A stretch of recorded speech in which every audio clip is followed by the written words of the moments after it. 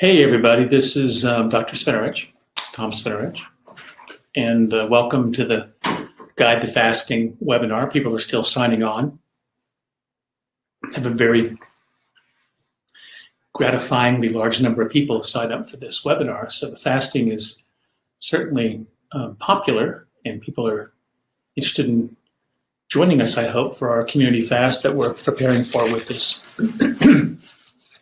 webinar. It's our second webinar about fasting and our second community fast coming up next week. So what I'd like for you guys to do for me tonight, if you would, is just to type in if you have seen the webinar before, give me a heads up on that. If you can, if you're interested in doing the community fast with us, put that in the chat box too, so we'll know who's interested. And of course, if you've done the fast, put your comments in about your experience and how things are going, etc. So I'd like to give still a couple of minutes of killing time here while everybody signs on, and then we'll get into the meat of this. The feedback from the first fast was so positive. It was so gratifying that people did so well. People troubleshot their side effects, and a lot of people felt so much better than they ever thought they would when they were fasting. So it was a very good experience, I think, all around. So the title of the talk is Fasting to Improve Your Happiness, Your Heart, and Your Longevity. So it's a pretty upbeat title about something that people think so negatively of. And most of the time we mention fasting to folks, and there's this, fasting, it sounds so awful. It sounds terrible. I can't possibly do that. But in spite of that, I'm very, very enthusiastic about fasting because what we're trying to do is really change people's lives in the sense of preventing or healing chronic diseases, which are so otherwise difficult to deal with, right? I mean, the standard stuff we talk about for preventing heart disease or treating heart disease is so superficial and just doesn't have much impact. But really changing the metabolism and the inflammatory state that people are living in is done, through a lot of ways. But of all the things we tried, the fasting has a really big impact. And it's something that is way easier to integrate into your life than you ever would think. So fasting, as opposed to some other kind of diets where you restrict yourself and it's so hard to keep up with it, and it's easy to lose ground when doing traditional type diets of any type, fasting actually makes your lifestyle better. And we'll talk a little bit about that along the way, and we'll look for comments from people about that. So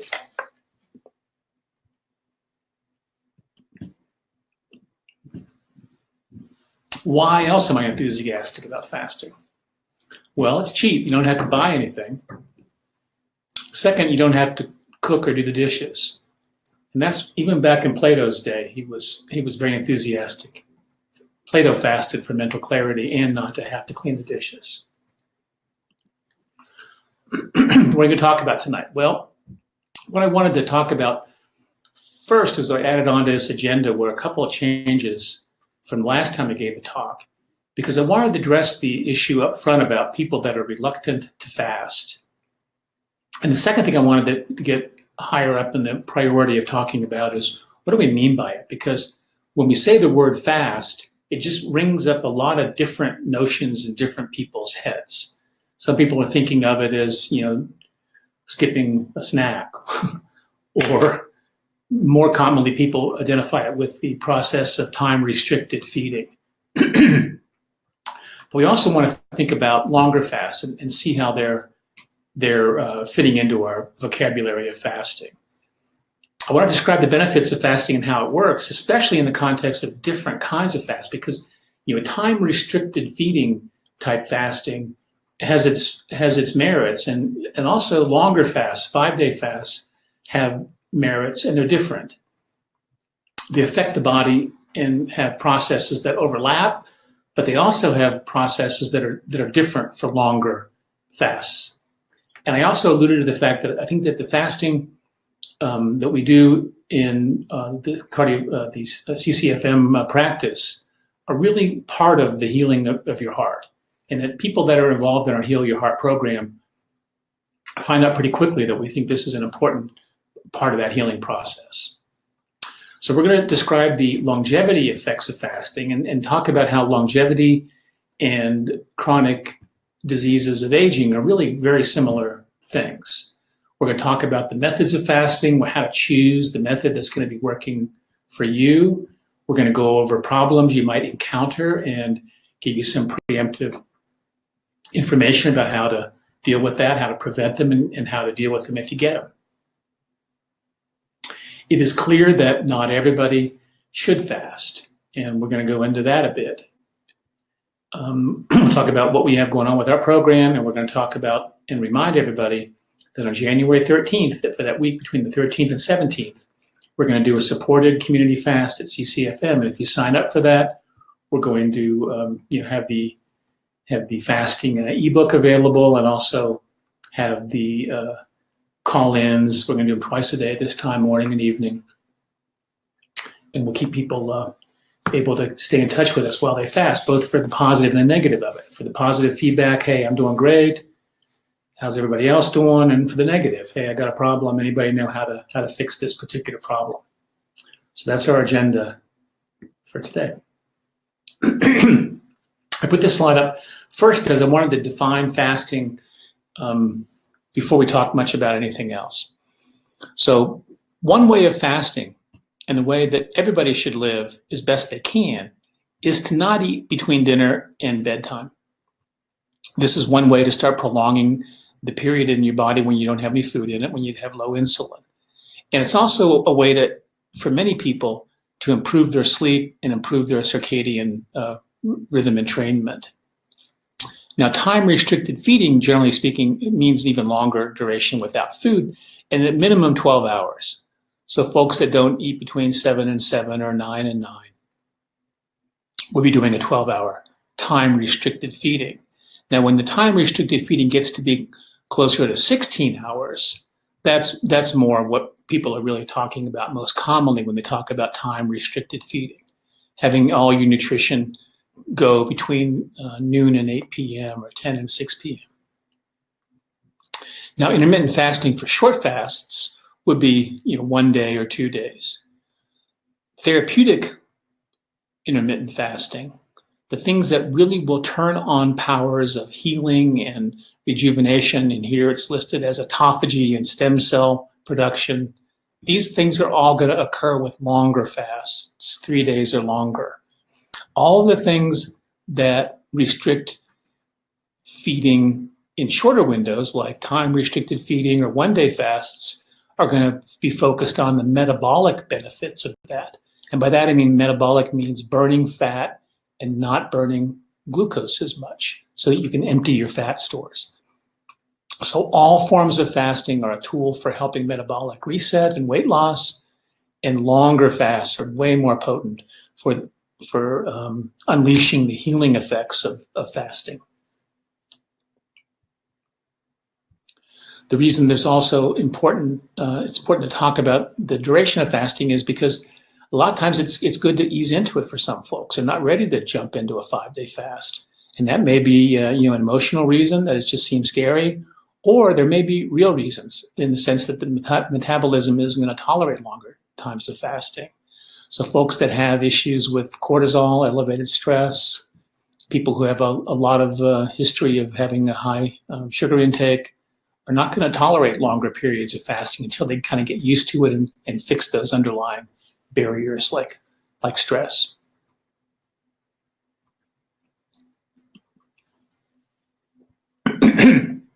So if we talk about fasting to heal your heart, always start off by not eating or drinking after dinner. Give yourself a few hours after dinner to let insulin levels start to fall. Let that melatonin be able to be built up. Let your circadian clock be entrained by the fact that you're not eating after dinner. Next thing to do, if you want to ease into it, is limit your eating to 12 hours, and then increase that to 16 hours of not eating every day. If you want to lose even more weight because you want to have longer periods with no insulin and more fat burning, then increase your duration of fasting. If you want to unleash your body's power to heal itself, which is what we encourage our patients to do, then we want to get to 5 days. Now, to get to 5 days, you can do that gradually too, because you can use a fasting mimicking diet. So this is fasting while you actually eat food. We have a couple ways of doing that. We have a prepared product called Prolon that gives you nutrients to eat, that gives you the sense of eating and gives you some nutrition while you're fasting, but not enough that it blocks the healing effects of autophagy. Of course, if you eat something while you're fasting, you're going to be taking in some calories, so you're not going to lose quite as much weight. So if you perform a 5-day fast with fasting mimic diet, or even less nutrient intake like bone broth, or even less nutrient intake like water, do that once a month for 3 months until your health goals are achieved. So if you get to your ideal body weight, eliminate visceral fat, you've accomplished a lot. If you want to maintain these benefits, then we suggest fasting periodically, like every 3 months. Now, when you're not fasting, it's still important to maintain a nutrient-dense diet that's personalized to your nutrition needs. So you can certainly eat more than you would if you were on a diet when you're not fasting, but you don't want to go crazy and balance out the calorie deficit you had while you were doing your fast.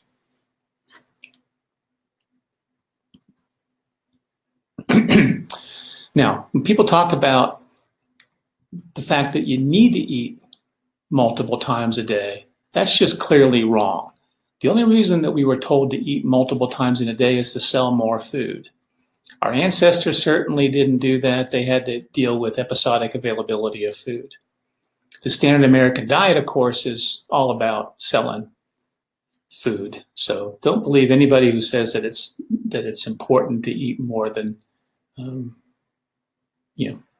That it's important to eat multiple times during a day. The other thing about fasting is that since it's been so culturally associated with religions in more modern times, and that experience wasn't one that people did voluntarily, it was kind of forced upon us to fast for religious holidays, etc. It's kind of been conflated with self-denial. So there's a negative connotation to fasting that it's going to be a suffering, or it's intended even to be suffering. And that's far from the truth, because people that out there who have done this, the majority really don't feel that there's much suffering involved with fasting. Maybe some boredom, but not necessarily suffering. So the problem with eating all the time is that insulin is high all the time. So we know insulin is the hormone that pushes your sugar in your blood into your muscles and into your liver, because your body just can't operate in a situation where there's high blood glucose levels. So it's very important to have a hormone to store this glucose out of the way. So as it's stored, then excess energy is then stored as fat. And it's kind of a one-way switch. When insulin levels are up, then what they're going to do is tell your body, only store fat, don't burn fat. Only burn glucose, because you know what? There's plenty of glucose available to burn. So the problem with eating all the time is there's high insulin all the time. It takes 3, 4, 5 hours for insulin levels to fall after a meal. So if we eat one meal and 3 or 4 or 5 hours later we eat another meal, then we're going to have high insulin levels again. In that case, there's a one-way street between energy going into fat cells and no energy coming out of fat cells. And that's why it's so hard to lose weight.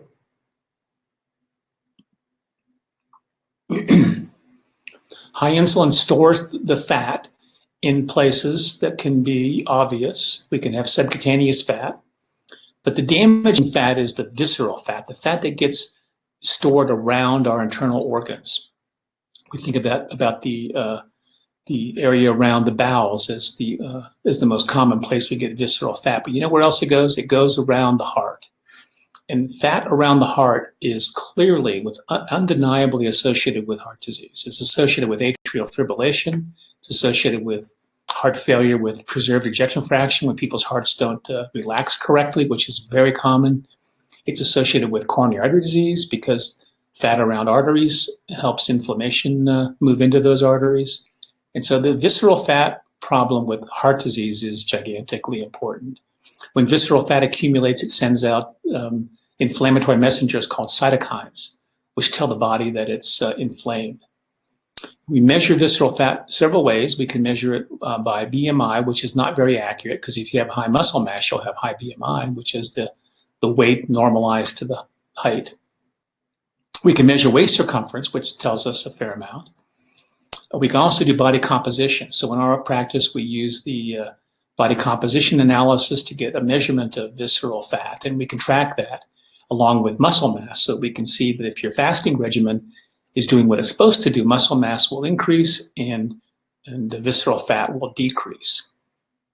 We'll talk a little bit about muscle mass with fasting because there's a lot of fear that people are going to lose muscle mass when they fast, and that is not necessarily the case. And it's way more likely you'll lose muscle mass from doing a low fat diet than you will from doing a fasting episode.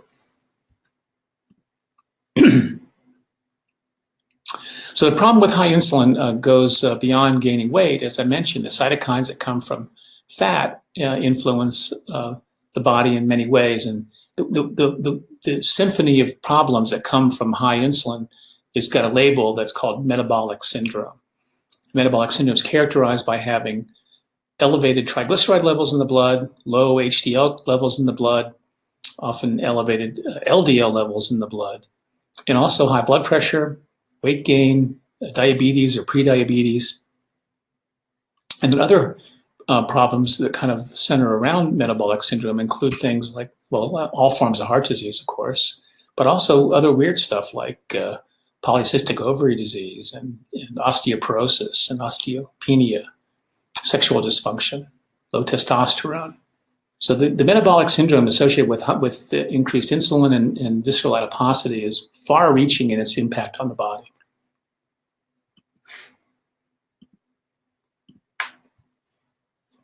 And here are some of those problems, as I mentioned. And one of the ones I want to add into there that's very important is cognitive decline. Because cognitive decline is, people worry a lot about things and try to be proactive about that. And the first most important thing you can do about that is lowering visceral fat. Here's another one that's on there, sleep apnea, about non-alcoholic fatty liver disease. So fat storage in the liver from this problem is now the leading cause of liver transplants, where it used to be only alcoholics got liver transplants. Now it's mostly people that have fatty liver disease. How about one that's not on there is cancer. So cancer is highly associated with having high insulin levels. Sarcopenia is the word for loss of muscle mass. And this is a particular problem as people age a bit, and loss of muscle mass is very dangerous because once you lose muscle mass, you're frail. Frail people have very limited survival. All of these things together define aging. So if you're getting older, what you accumulate that hurts you are really these diseases of aging: diabetes, heart disease, dementia, cancer, sarcopenia. These are the things that define aging. So you can think of the fact that you can get old without aging. And that's what we strive to do in our practice, is to help people get to be older but not accumulate the chronic diseases of aging. So the 10 reasons to fast. Reasons 1, 2, and 3 are to lose weight and lose visceral fat. This is a powerful, powerful tool. I think that anybody who's had tried alternative ways will find this way to be better. I mean, we know that weight loss doesn't stick, and with low-fat diets, we know that it takes that muscle mass reduces with low-fat diets, and we know that people that try to be ketotic all the time end up with a losing proposition in that regard. Next reason is to reset metabolism and reverse metabolic syndrome, type 2 diabetes. And that goes along with losing visceral fat. Number 5 is to feel better, because people definitely feel better, not only during their ketosis when they're fasting, but that carries over to when they're not fasting. We want to use longer fasts to encourage healing and cell repair. We want to prolong life and prolong health by reducing all the diseases of aging, including heart disease, cancer, dementia, autoimmune diseases. Some other things that are more secondary benefits, but they're benefits for sure, are that fasting helps to encourage a mindful attitude and habits regarding food and alcohol. So by that I mean that if you go a week without having your favorite food, or you go a week without having alcohol, you know that you can, and you know that you're in charge of that choice, and that choice is not in charge of you. And the mindful attitude means that you can appreciate things because they're not just automatic. You know, a good glass of wine after you've had a week of fasting is going to be something that you can sit and appreciate more mindfully than if you just have that glass of wine every day. Now, there's secondary improvement also in things like gut health. So intestinal permeability is rampant in our culture, and it's very key. It's a very key provoker of chronic disease, especially chronic heart disease. Giving the gut a rest allows the microbiome to regenerate itself and take some of the stress off the endothelial cells of the gut. So we see improvement in gut health from fasting. Also, as I mentioned, fasting, particularly time-restricted feeding, is important to support the normal circadian rhythm. And circadian rhythms are really crucial and underappreciated aspect of maintaining and achieving good health. So here's the information on fasting. I mean, on weight loss, on how it affects things like HDL cholesterol and LDL cholesterol and blood pressure and all the risk factors for heart disease. If we lose visceral fat immediately by things like gastric bypass surgery, all of these things immediately correct. So you can essentially reverse type 2 diabetes and metabolic syndrome with rapid weight loss from this technique of a gastric bypass. I'm not suggesting gastric bypass, just proving the point that the visceral fat is the reason why these problems exist. And once that visceral fat is gone, then diabetes and metabolic syndrome can be quickly eliminated. And so we're suggesting doing that with fasting, not with surgery. So if we have a study with a normal diet, people gain a little bit of weight over the course of months, course of months, and then we compare that to people who go on to eat less, exercise more regimen, who definitely lose weight, but then as time goes by, it's all back again. And this is the pattern that everybody's experienced, and why the traditional admonition to just move more and eat less and you'll be fine just doesn't cut it.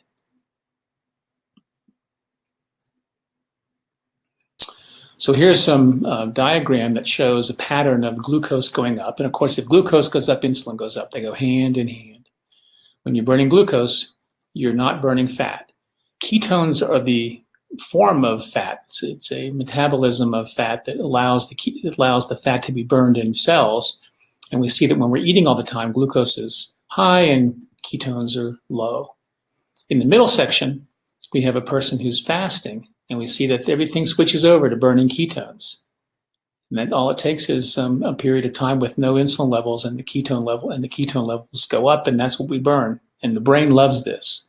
All of your body can function on ketones, except for some very small parts of some usage of glucose in the brain, and red blood cells are the two places that need actual glucose. But this is such a small amount that we can get it in our bodies through a process called gluconeogenesis. We get plenty of it. It doesn't take much fuel to get that little bit of glucose that we need while fasting. And ketones do the rest, and they do it very well.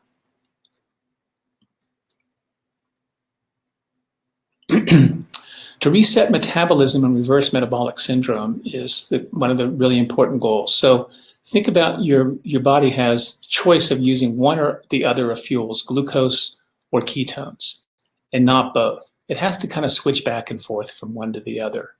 And you know, if you've been used to burning glucose all the time, it's a hard switch to make.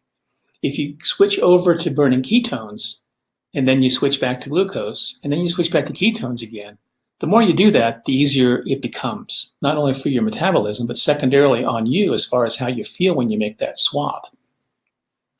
Your heart burns you know, fat preferentially. So a lot of organs in the body are really happy to be able to use this energy source. And that's why we feel better when we burn ketones.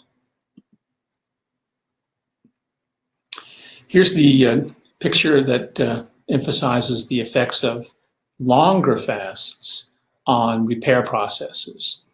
The most accessible of these is called autophagy, and that just means Greek word, like all our medical words, and it's just a Greek word for self-eating.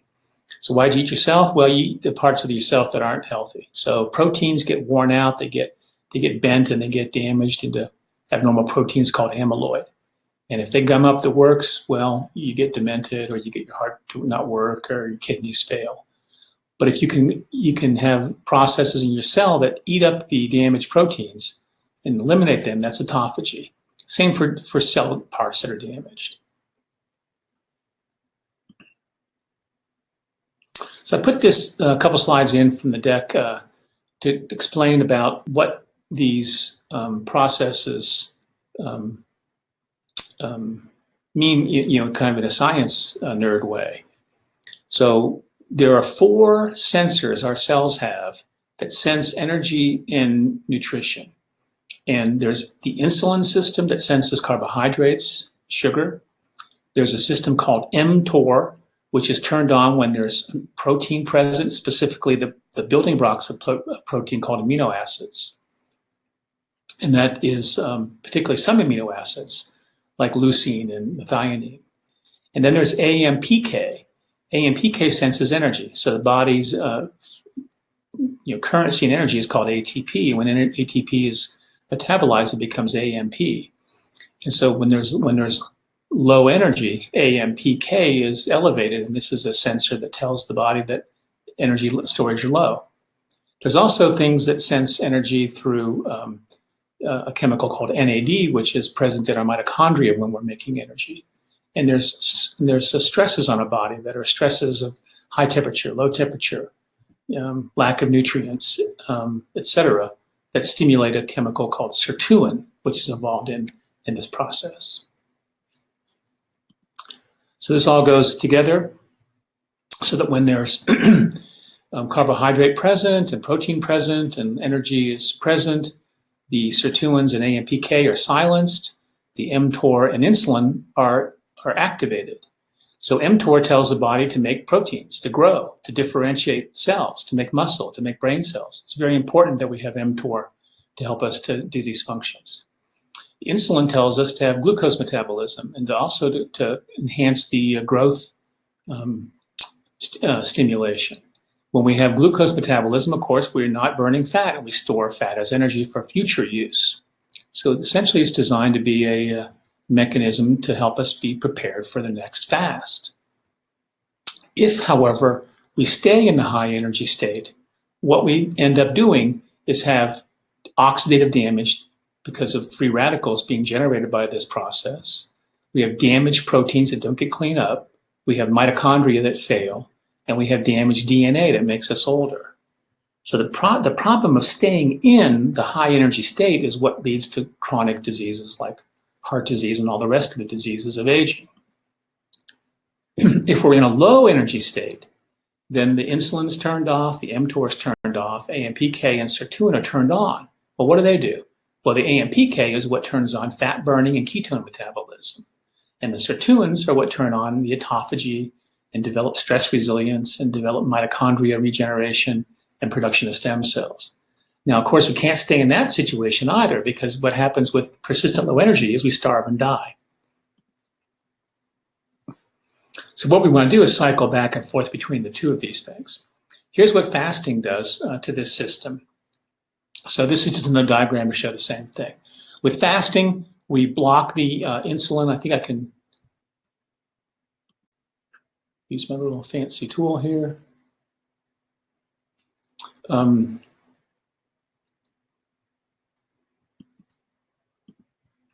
With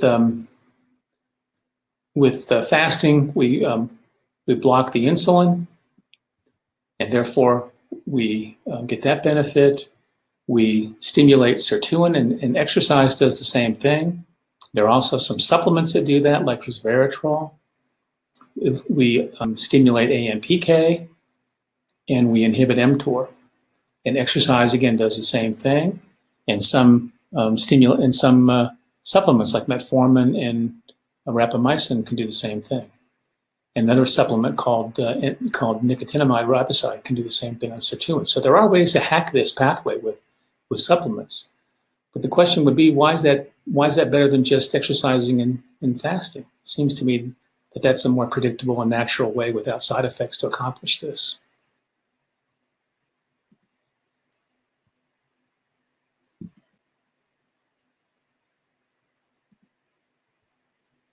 Here's the slide that shows how metformin and other hacking drugs like resveratrol and rapamycin and all can accomplish simulate some of the effects of fasting and exercise. Remember, short fasts are different from long fasts. Short fasts have metabolic effects to lose weight. Longer fasts have the same metabolic effects and more duration of it. So the bigger, higher dose, they definitely reduce inflammation, lipids, and blood pressure. And they also open up these healing mechanisms. And you can do longer fasts less frequently. So to some degree, the choice of a longer fast or a shorter fast may be depending on the goal. Maybe either one of them will work for you, and one may seem more convenient than the other. For the purpose of longevity and healing, however, having some long fasts is important. What happens in the time course of having a 5-day fast? Well, on day 1, you're going to still be burning glucose, but you're going to use the glucose that you've stored in your liver as glycogen and stored in your muscles as glycogen. And the water and the glycogen together, when you use that up, is going to be about 2 to 3 pounds of weight that you're going to have go away in the first day. Also, what's going to happen is if you had any degree of insulin resistance, as insulin levels fall, there's going to be an effect on your kidneys in the sense that your kidneys are going to retain less sodium. So salt retention is a big problem in heart disease. And probably the biggest reason it is because insulin levels, when they're high, tell the kidneys to resorb more of the salt. And then if you also eat more salt on top of that, you end up with a very high salt overload. In people that are not having high insulin levels, the kidneys don't save as much of the salt, and therefore it's eliminated more briskly. And this is a big issue. If you're fasting, you don't want to have that happen to you so that you end up getting caught with your pants down, so to speak, and get dehydrated with too much salt elimination. On day 2, for most people, the process of ketosis is starting. And this is the process that some people experience as the keto flu. In other words, there's some fatigue, malaise. But this is all depending on how much metabolically flexible you are. That hunger comes when your body is expecting a meal. Remember, the circadian clock is also synchronized to eating. So you can change your circadian clock, not just by exposing yourself to light and dark, but you can change your circadian clock by when you eat. So if you're used to eating at a certain time, your body remembers that. It secretes a hormone from the stomach called ghrelin, which makes you have a sensation of hunger. Now, one thing that's interesting about hunger with fasting is that it doesn't grow like sleepiness grows. That sensation of hunger can be mitigated by putting some liquid in your tummy and feels better. And it turns out that as days go by, that feeling of hunger tends to actually be less intense rather than more. By day 3, now we're starting to clean up some cell damage. This is where the repair process is in action, and people are feeling pretty perky because they're in ketosis. We get some cell regeneration, some stem cells as time goes on, in day 4 and 5. And then when we refeed, repair continues in preparation for the next cycle of growth. So we replenish our glycogen right away, so we're going to gain that glycogen weight back. So the day you refeed, you're going to gain weight, and it's going to be 2 to 3 pounds. So if you had a pretty successful fast and you went down 6 pounds, you gained 3 pounds back, you got a net gain of 3 pounds. And that can vary between maybe 4 to 6 pounds. And if you did things right during the fast, that's going to be almost all fat that was burned in that net loss of 3 to 4 pounds. And you're going to find that in subsequent days, the blood pressure and lipids are going to be better. There are some subtleties and nuances about lipids with fasting, but that's something we can that's beyond the scope of our talk tonight. Okay, we mentioned mindful eating. I just wanted to reiterate that. And then improved gut health. From the standpoint largely of the microbiome improving.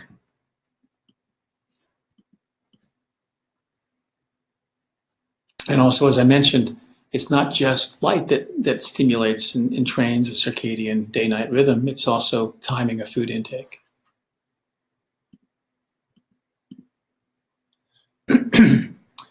So fasting is more than just not eating between meals. And I just put this in because it's a little bit of a joke, but people talk about cleanses and all kind of detoxes and stuff. And I also don't know what exactly that means.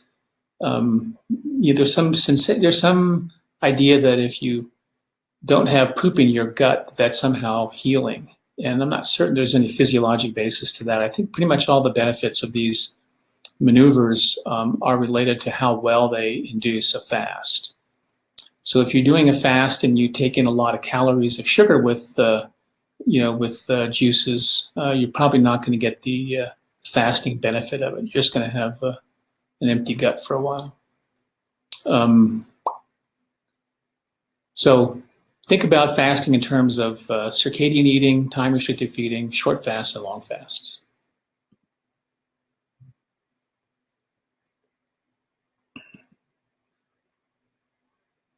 So here's some of the choices people have about how to get into the fasting. So it's paradoxical, but there is a question about what to eat when fasting. The pure fast is water, and if you can do a water fast, I think that from the theoretical basis, that's going to be the best, because even a little bit of bone broth or some a vitamin C tablet is going to be absorbed in your intestine. It's going to have some effect on stimulating insulin release. So a purist would say nothing goes in your body except for water. And then, of course, salt, electrolytes. But that's not exactly practical. And I think that what we've learned from some recent research is that the benefits of the fasting aren't necessarily about being a complete purist about it. Because a lot of the data on fastings come from using the fasting mimicking diet, the Prolon diet, which has been well researched in the sense that it has been done in a randomized way where some people received the Prolon and some people received a normal diet, and parameters of weight, muscle mass, fat mass, blood pressure, lipids, stem cells, IGF, insulin levels, CRPs, inflammation markers. All these things were measured and documented to be favorably, affected by the Prolon. So that means that the need to be pure about it is debatable. I think from a logical standpoint, you could say that the more calories you put in during a fast, the less calories you're going to burn, but you're still going to be in a negative caloric deficit from doing a Prolon fast. The beauty of a Prolon fast is that there is food like soups and such to eat while you're doing it, some tasty snack bars, and some help with hydration, and some essential fatty acids are supplied during the fast as well. Now, we also have the ability to try to guess that we can mimic the fasting mimicking diet. And we have recipes at the end of our ebook that show how to do that, how to make avocado and greens, or how to actually cook some other recipes that you can do during the fast. I've done my fast with bone broth predominantly, and a couple times with Prolon, and it works the same either way. I've never done a total water fast, and I'm pretty sure Beth and I are going to do the fasting mimicking this time because we want to try out the recipes for ourselves. And several of you did the recipes on our last fast, and there was pretty good feedback from the use of those. And I think it's a very viable way of going as well. People question a lot of things about fasting. Should I take my supplements? Should I use caffeine? And some of these things are dependent on your response to the fast as well. I've had people tell me that when they fasted and they used caffeine, that it blunted the weight loss effects of it. Others seem to do just fine having some caffeine when they fast. So the answer to these questions is not really known, and it's kind of personal. But I would suggest that you do it to the most basic way that you think you can accomplish. And don't think that anybody is a guru that knows all the answers. People have had their experiences, and some of those experiences differ from the experiences of others. So I think that that it's important to listen to your own body and find out what works for you. There's a lot of talk out there about how long to fast, and people think they know the answers to these things, and they really don't. The research is very minimal. So if you can do a 3-day fast, don't feel bad about that. If you can do a 5-day fast, well, that's good too. I would encourage people not to worry too much about, fitting into somebody's preconceived definition of what is a good fast. I think it's about having a lifestyle that incorporates these techniques into it so that you can do it. I put on here fats and MCT. So let's say that you're fasting on a bone broth fast, and you feel like you need to eat something. If you take a bit of MCT oil or you eat a little bit of avocado, it's not going to stimulate insulin. It's not going to stimulate mTOR. So don't feel bad about that. Just do what's going to get you a successful experience.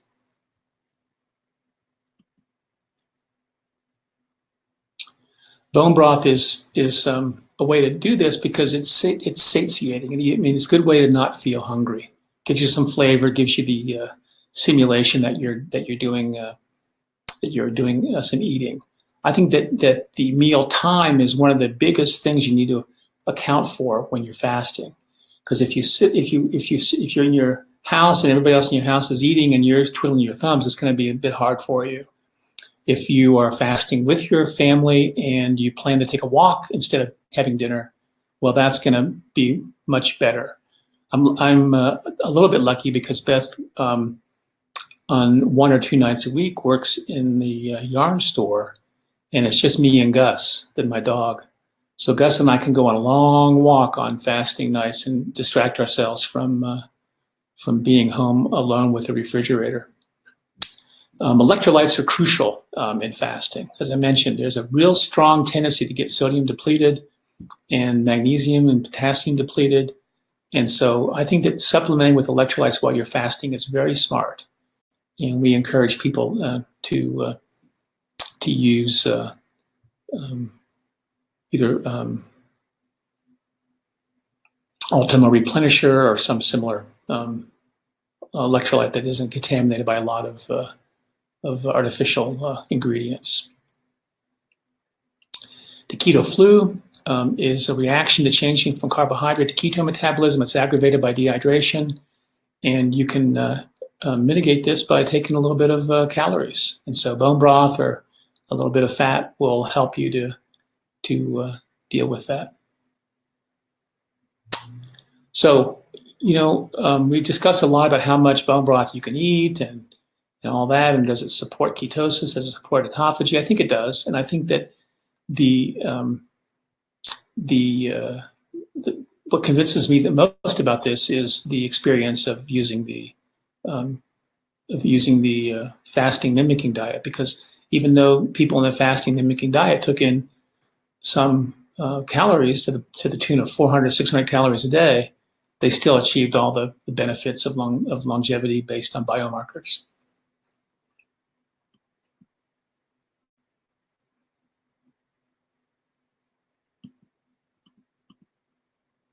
This is just to show it. I mean, this is the study, and they measure ketone bodies, glucose, body weight, IGF, trunk fat, lean mass, CRP, and the last one is stem cells there.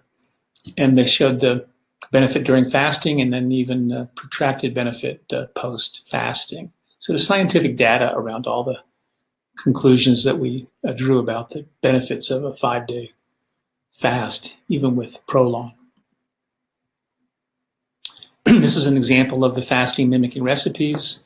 On the left is avocados and greens powder, which is basically a go-to that you can make some of this and then have it a bit of it a couple times during the day.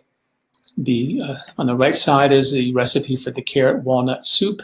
So if you want to actually mimicking your prolong and cook and have something that you can sit down as a meal substitute, we have those recipes in the book, and I think Beth and I are going to try some of those this week coming up.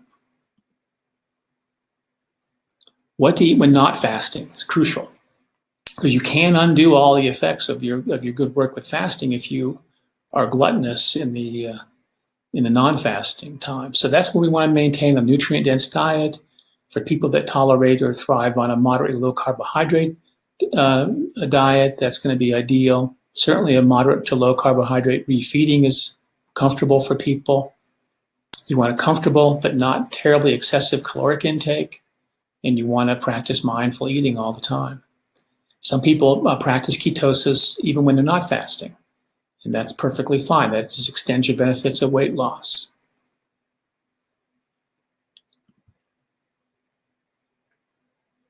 This is, again, the regimen that we recommend to people for easing into it. Again, start by not eating after dinner, limit the number of hours in a day to a feeding window of down to 8 hours a day.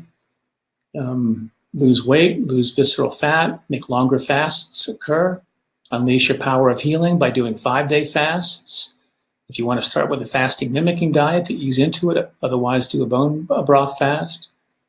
Do it once a month for 3 months or until you're where you want to be, and then every 3 months. And when you're not fasting, eat a nutrient-dense, moderate calorie diet. These are the review of the choices of what they do. So the shorter fasts are good for metabolic reset and for weight loss, and longer fasts are good for both weight loss and for healing and autophagy. Okay, now what do you tell people who think you're crazy to fast? We get a lot of these, and that fasting can't be healthy. Well, that's because we confuse fasting with prolonged deprivation of the depression, or we confuse it with starvation, and it's not. We know that this is a natural thing that our bodies are used to, because that's the way we evolved. Our early ancestors had intermittent availability of food, and that's the way the body was designed to work. Store fat when food is available, burn fat when food is not. And it's very unnatural to store fat all the time and never burn it. And the only way to burn fat is to fast. How about fasting will burn up your muscle? I think that's an important thing. We know that in regular diets, if you do a low protein calorie restricted diet, there's a lot of muscle wasting. If you do a calorie restricted diet with high protein intake, you have much less muscle wasting. If you do a high protein caloric restriction with testosterone, you actually gain muscle. If you do a fast, you actually will maintain muscle mass, because your body will preferentially burn fat and muscle will be preserved. Now, in order to ensure this happens, it's important to do the exercise part of that. So I mentioned that exercise is also a partial stimulant to mTOR. And you can indeed exercise, maintain muscle mass, and burn fat during your fast. So I don't agree with the idea that fasting is meant to be a time of weakness and that you need to stop doing your exercise, or you're not going to be able to exercise. You're going to be surprised. You're going to feel like you do have energy to exercise, particularly if you don't get keto flu. And so maintain exercise. The only caveat is that people that do really intense weight training are probably going to need glucose availability to help make that work for them comfortably. So do resistance training, but don't do it at a peak level. Do it at a moderate intensity. How about fasting is too hard? You'll hate it. That's not the experience. I mean, the fasting, again, keto flu can be tough, and there are a couple of side effects we'll talk about. But most people do feel perky and good. And, the idea is that hunger pain is going to be, debilitating or disabling. It's just not the normal. You're going to get hypoglycemic. This is a big one because people just don't get hypoglycemic because they are burning ketones. People get hypoglycemic because of an additional problem. So, your body has plenty of ability to make glucose out of protein. So unless there's some impairment in your protein metabolism, you are not going to get hypoglycemic. Now, if you're taking a medication that promotes hypoglycemia, that's a different story, and that's a big no-no when fasting. They have to be very careful about regulating blood medications that affect blood sugar. How about you'll deplete your nutrients? This is one that is patently untrue as well. People have fasted a long, long time without replenishing their nutrients, depleting nutrients. And I think that the idea of what you should take from a standpoint of supplements when you fast is one that we're trying to figure out, frankly. We don't know the answers totally. We know that if you have a nutrient or a supplement you don't need, you shouldn't take it while you're fasting, or if you don't need it, for a short time. If you put something in your tummy, it's going to stimulate a little bit of insulin response. So, if you're trying to be real strict about your fasting, then you probably want to also not be taking extra nutrients. But on the other hand, if you're taking a little bit of nutrition when you're fasting, if you're taking bone broth or fasting mimicking food, I see no problem also taking supplements that don't contain amino acids. So amino acids are the only thing that might stimulate mTOR, and you don't want to be doing that because that will indeed break your fast. If you're not eating any food and you take fish oil, well, you might find the fish oil goes right through you. You might get even some loose stools. So there are some considerations to be made about your supplements. But you're not going to suffer nutrient depletion by going on a 5-day fast. How about side effects? I'm hungry. Well, drinking something helps that a lot. And secondly, distracting yourself, keeping busy helps that a lot. And secondly, planning some activity when you otherwise would be having a scheduled meal helps that a lot. And the thing about the hunger is it's not that severe, and it does mitigate and soften its sensations during the time you're fasting. How about the keto flu? Well, we talked about that a bit. The more you fast, the easier it is to not have that. And secondly, you take a little bit of fat, and those symptoms can be mitigated. And if you're feeling the keto flu too, you're going to want to take it easy and not exercise too hard until that passes. Some people say they sleep really great during fasting. Some people sleep not so well. Theoretically, you might have some problems getting tryptophan into the brain, which makes serotonin, which makes melatonin. And so that there might be some benefit to maybe some melatonin or some other supplements that we can help you think about if you're having trouble sleeping when you fast. Weak, tired, and dizzy. Well, this is maybe dehydration. So this is up in the electrolytes. When in doubt, when you're fasting, drink some fluid and take some electrolytes. First, I didn't poop, and now I have diarrhea. The watery bowel movements is a problem for some people. I think that make sure you're not taking your fish oil and other supplements that might be irritating things or actually passing through undigested. And most people's experience with diarrhea is that it's not a large volume, it's just a little irritating small volumes. So not something that most people will stop their fast for. I'm cold.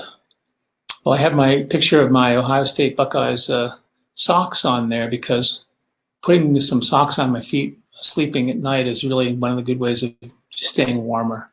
So I just dress a little warmer. I tend to get cold when I'm fasting. There's some suggestion that the higher adrenergic state, so you make norepinephrine when you're fasting. Fasting's a bit of a stress. So you make adrenaline, and your adrenaline levels go up when you fast.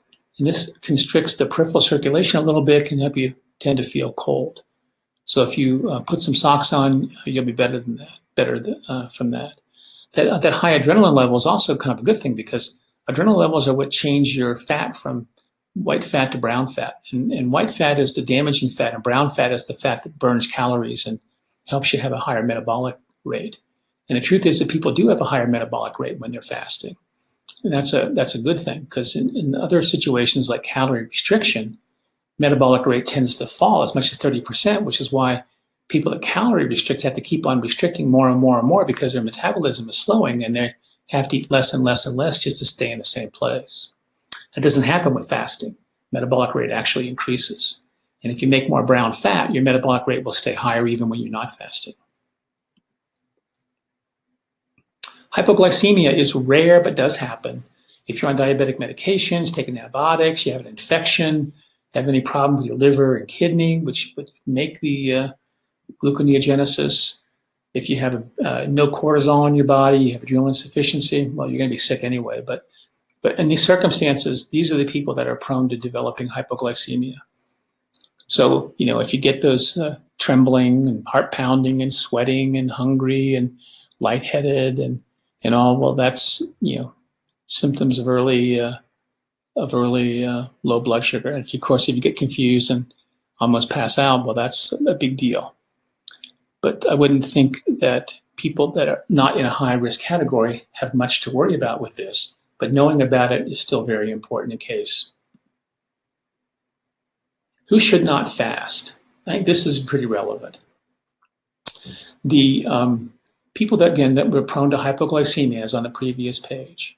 I think there's general consensus that folks that have a high metabolic needs, like children, teenagers, pregnant women, nursing women, just shouldn't fast. There's no need to do that. Although there are plenty of experiences with people that actually have successfully fasted during pregnancy. So it's not like it's unheard of, but it's just not commonly felt to be all that appropriate. If you're already frail, that's trouble. I mean, people that are frail have advanced problems with their health, and they might benefit from the metabolic from the healing aspects of fasting. But if your weight is already quite low, that needs to be built up first before doing fasting. People with eating disorders is problematic because they may trigger other patterns of eating disorder by manipulating their food intake so severely. There is some uric acid elevation with fasting. People with untreated or severe gout may be problematic, but those who have a history of gout that's well controlled shouldn't fear it. If you're dehydrated, well, get yourself hydrated. If you're on a diuretic, well, then get off of it. And if you have heart disease or other conditions, medical conditions, it should be supervised and with medical knowledge that people that are doing it. Someone can help you out to make sure you don't get in trouble. Now, here's the last one is really important, because people that are stressed and have adrenal dysfunction, they have high cortisol levels, have a difficult time sleeping if they haven't had something to eat recently. People with high cortisol levels and a lot of stress have trouble going for a period of time without eating.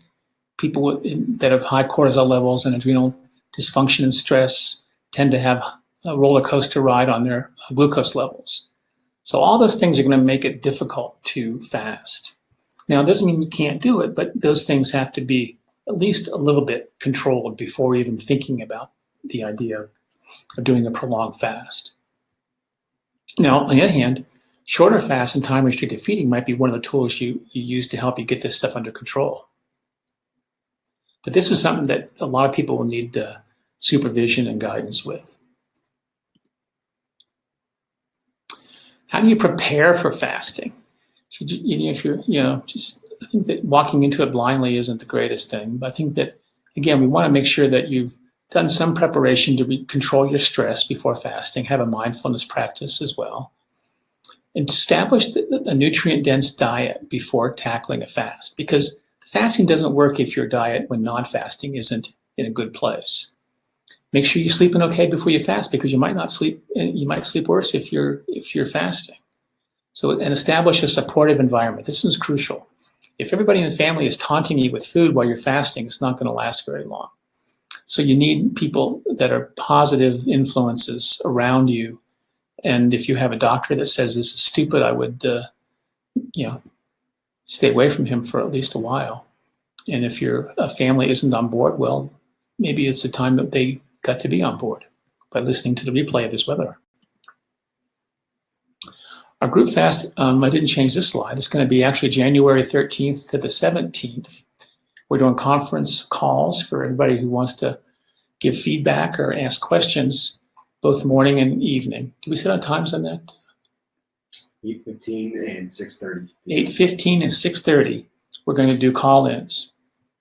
And you can get your bone broth here at the office if you want, or on our website. Kettle and Fire is one that we use because we know the purity of it and it tastes pretty doggone good. Prolon is available here at our office. I think we have maybe 10 left at this point. We also have the fasting mimicking plans that are in the ebook. So all these resources are available to anybody. Register at our website.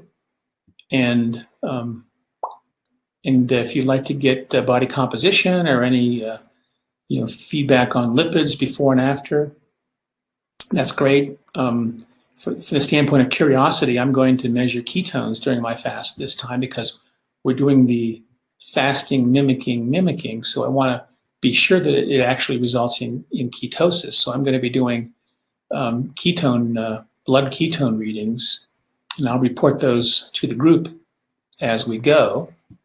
And I think I'm also going to wear a 24-hour glucose monitor during fasting for the same reason, to see if there's any stimulation of glucose levels during fasting. When I've worn 24-hour glucose monitors before, what's interesting is it's not just food that affects it, it's cortisol levels, of course, that affect your glucose level. And so it isn't all about what you eat. It's sometimes about your stress and adrenal function. So anyway, we have a lot of, I think, growing interest in participating in the group fast. The community, call it a community fast, I guess, is the word we're using for it now. And the more the merrier. So we'd like to have everybody join in and help us to make it a big success. We have some other events coming up. On January 22nd, we have a webinar about heart math for heart health and wellness and mindfulness. Heart math is a way of a mindfulness approach that either can be used as a gateway to meditation or in place of meditation or together with meditation to improve stress response. So on January 22nd, that will be our webinar. And so I'll look at the questions here and see if anybody has anything that I can deal with here. I've got one about veggie broth instead of bone broth, and that would be perfectly fine. Prescription drugs. And this is a very, very, very important point. Prescription drugs that need to be taken with food. I think one of the crucial ones here is going to be Eliquis. Xarelto. Xarelto needs to be taken with food. And so if you're on an anticoagulant, then you're going to need to be concerned about the fact that your absorption of that is going to be less. This might be a situation in which doing a fasting mimicking diet and taking the anticoagulant with food is going to be relevant in that way. Does exercise accelerate the fasting? Exercise is really important in two ways. What it does is number one, you'll burn more calories, you'll lose more weight. And secondly, you'll preserve muscle mass. So I think exercise is really important. Exercise will accelerate the fasting because you will burn through more glycogen that first day. And so, that's a good way of getting your glycogen stores down.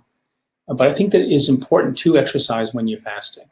And again, the only caveat being no really big time weight training.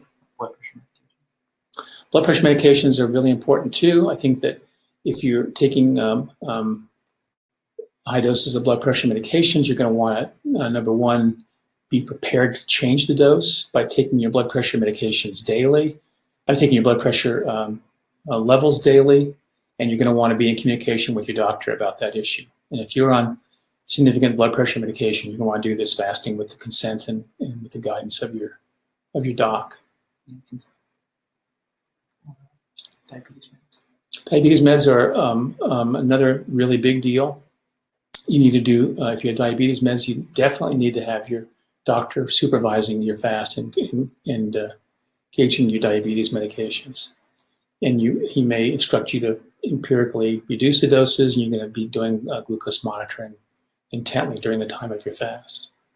One of the things about fasting that's dramatic is that of the ways to actually reverse type 2 diabetes.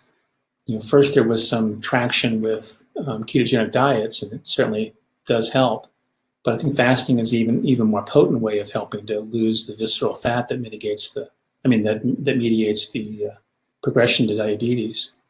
And so that it's important to fast when you're diabetic, but it's also important to fast very, very safely by monitoring the glucose levels closely and adjusting the diabetic medications appropriately. And if you're a member of our practice, we already know, obviously, a lot about you. So those call-ins will be helpful, or even right into through the portal if there is anything that you have questions on the medications or the supplements. Yeah.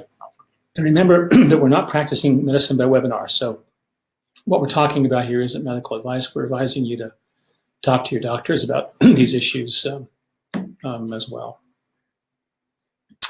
So it says, when fasting for 3 days, are you consuming only water? So I as I mentioned, I do bone broth. I do people that do water fast. That's a very effective way of fasting, and it's the purest way of fasting. And then from the standpoint of vitamins, I think I gave my opinion on that. I think they're not necessary when you're fasting, especially for a short fast like 5 days. But I'm agnostic about whether people take them or not.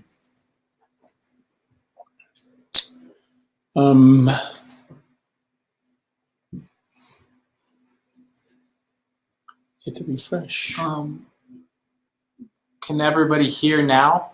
Well, I lost my connection. Huh.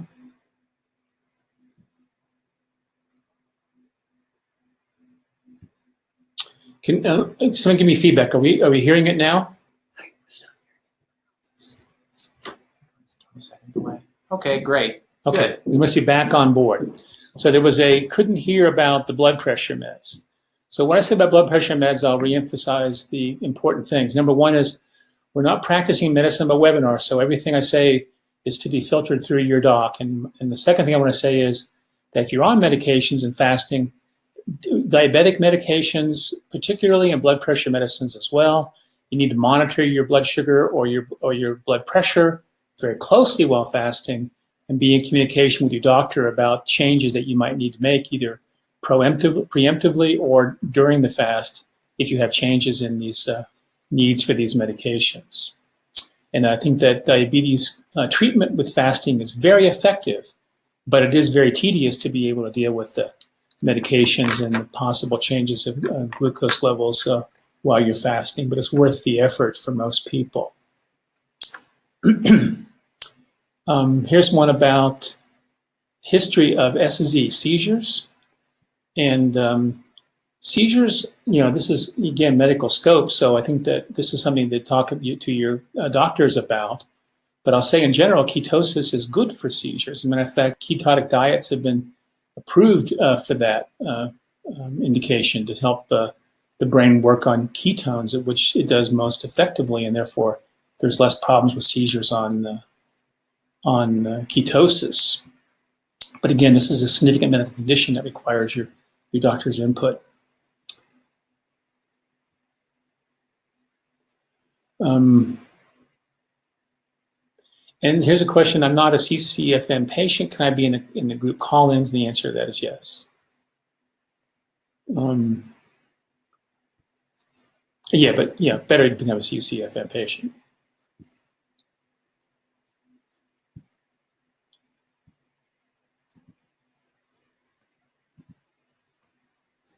Oh, PVCs.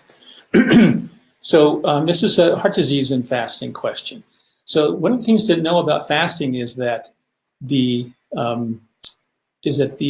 fasting is a stress, and during a stress, adrenaline levels go up. And if your PVCs are sensitive to adrenaline, they may be more prevalent while you're fasting. And there's something to know about. There's something to discuss with your doc, and go from there. You also commented that there's no blockage, and so what I want to say about that is that I'm, again, not giving medical advice, but that as a general principle, PVCs that occur without underlying problems like a weak heart muscle or without an abnormal EKG or without blocked arteries are, generally speaking, less risky than PVCs that occur without those aggravating circumstances. So, but PVCs are also very, very, very, very common. And so it wouldn't be PVCs alone in most situations would not be a contraindication of fasting. It'd be something to be aware of and to be dealing with if it becomes a problem. Can I have a small amount of coffee during the fast? We talked about coffee a little bit. I think coffee is a stimulant of insulin secretion, particularly if there's any calories there. So if you're doing a fasting mimicking diet, you drink caffeine, you may have a jump in your insulin levels, but nobody knows the answers to these totally. I would say that if you can get away without caffeine, do it. If you use caffeine and you have a successful fast, well, then you know it works for you.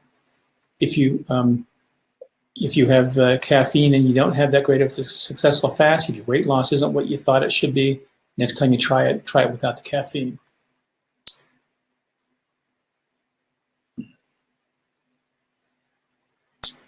Then we have a question about bulletproof coffee. So this is a technique that's used in the ketogenic diet. And I think the more I think about the fasting mimicking diet is that the fasting mimicking diet essentially is a way to do periodic keto diet. And so there's a ton of overlap. And so can you drink bulletproof coffee during your fast? And the answer to that is the same as before. If it works for you, do it. If you can drink bulletproof coffee, you go into ketosis, you lose the weight, then it's successful. If you find that your results aren't what you want, then do it next time without the bulletproof coffee. There's nothing lost by fasting and trying it and see how you do with different, techniques. I think that a lot of the questions about fasting have to do with how you mitigate the unpleasantness of it. And I think that if you go into it with the attitude of, it's not going to be that bad, I'll be okay, it doesn't matter if I have coffee or bulletproof coffee, I think you're really a better attitude about that. If you're thinking the bulletproof coffee is going to help you get into ketosis, well, that's kind of true too. But again, the MCT or whatever you put in your bulletproof coffee are going to be calories that you're not going to burn out of your own fat stores. So if you're trying to burn fat, why eat fat in place of the fat you're trying to burn is kind of what I think about it.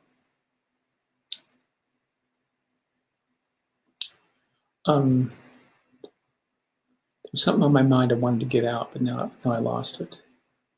What do most people find to be the greatest challenge? That's a really good question. I think that in my case, the challenge is the expectation of having a meal and then not having it. I think that because of that, distraction from mealtime is the biggest thing I do that helps me. And the second thing is that sometimes that's not really possible. So I do go out with my friends when I'm fasting.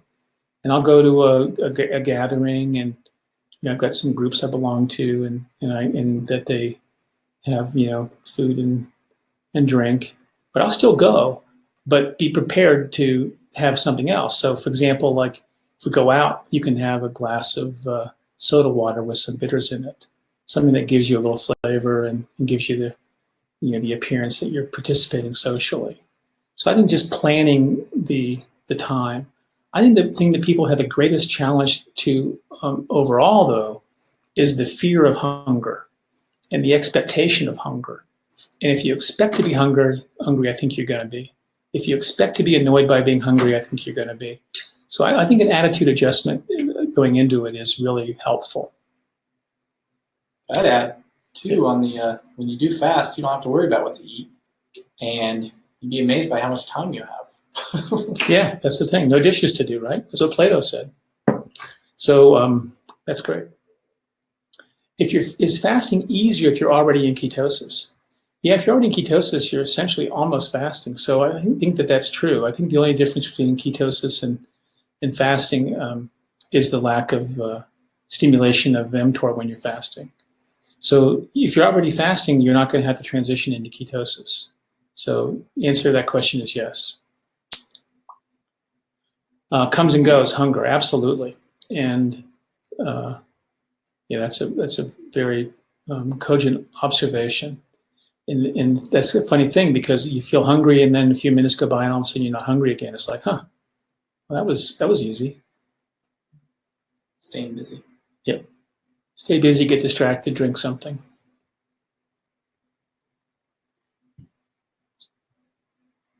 Oh, the question on how do you call in? You'll receive links when you sign up for the community fast. You'll receive a daily email to call in.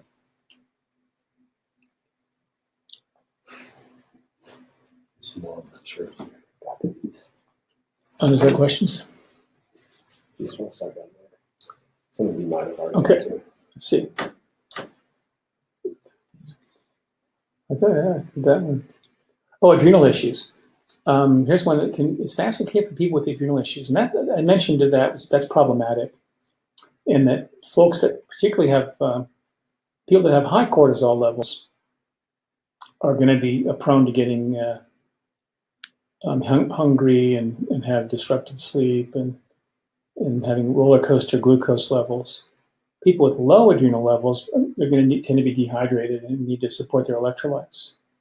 So yes, I think that it is okay with those caveats, and people that have high cortisols are going to probably benefit from addressing those issues pre-fast.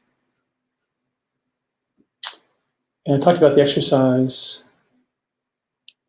Concern about electrolyte balance. Yes, that's what I was mentioning earlier. I think everybody on fast should be supplementing electrolytes. And we use the Vega electrolytes as the other one, and then Ultima. Prescription drugs, with food. Yeah, take a little fat with your medicine. And I think that's it. Oh, exercise was out for the audio was out for the exercise question. Oh, thanks for reminding me about that. Yeah, I think that I want to say that again because it's so important. I think exercise is very important during fasting. Let's say the first day you're fasting, if you can exercise some, you're going to burn your glycogen up quicker, you're going to get into ketosis faster. If on the first day of fasting you get keto flu, not a good time to exercise. Let that go first and then start exercising. During your fast, yes, exercise. As a matter of fact, when you're not fasting, if you're basically doing time-restricted feeding, it's a good idea to exercise while you're in your restricted time, not your feeding time. And then during your longer fasts, do resistance training and do it as, every day if you can, some, even if it's push-ups and planks and just simple things at home. But you want to maintain muscle mass, and you do that by doing resistance training or body weight training. The caveat for exercise when fasting is that people that do very high intensity weight training are going to need glucose, and it's not a good time to do that when you're fasting. And that's a high level training kind of question. When you're participating at that kind of level, that's something that your trainer and you would be discussing. But the common scenario there is to fast and then do a very high intensity weight training effort when you break your fast or just before you break your fast with protein, essentially. And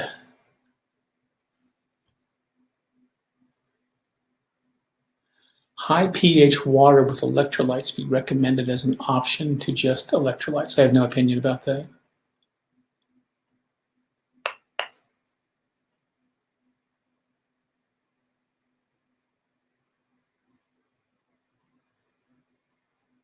Well, this has been an attentive audience. You guys have hung in there for what seems like it's about 4 hours now.